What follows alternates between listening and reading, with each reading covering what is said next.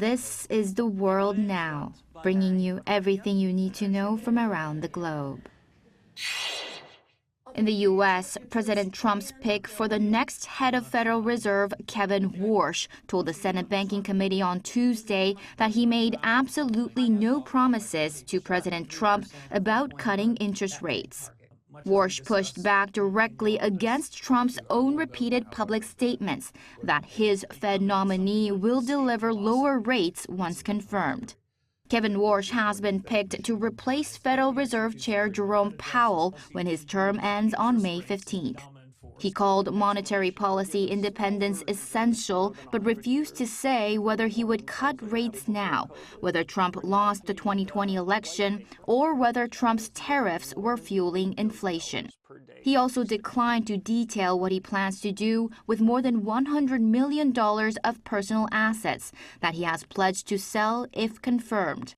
The path to confirmation remains unclear. Republican Senator Thom Tillis announced he will block the confirmation entirely until the Trump administration drops its criminal probe of Powell, a move that could leave Powell in place past its May 15th end date. The European Court of Justice ruled on Tuesday that Hungary broke EU law by blocking its citizens from accessing LGBTQ content, finding that restrictions actively pushed gay and transgender people to the margins of society. The ruling lands just days before pro-EU reformist Peter Magyar ended Hungarian Prime Minister Viktor Orbán's 16-year grip on power in a landslide election victory.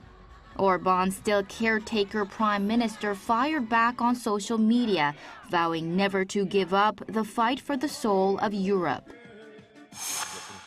Officials in Mexico said on Tuesday that security for the upcoming FIFA World Cup is, quote, guaranteed after a gunman opened fire on tourists at the ancient Teotihuacan pyramids the day before. Mexico's President Claudia Sheinbaum called for stricter gun controls at tourist sites ahead of World Cup games in June. Millions of visitors are expected to attend the tournament, which is being co-hosted with the USA and Canada. Authorities say the shooter had planned the attack with multiple advance visits to the site and had carefully mapped out the attack, which killed one Canadian woman and wounded 13 people, including 6 Americans and a 6-year-old child.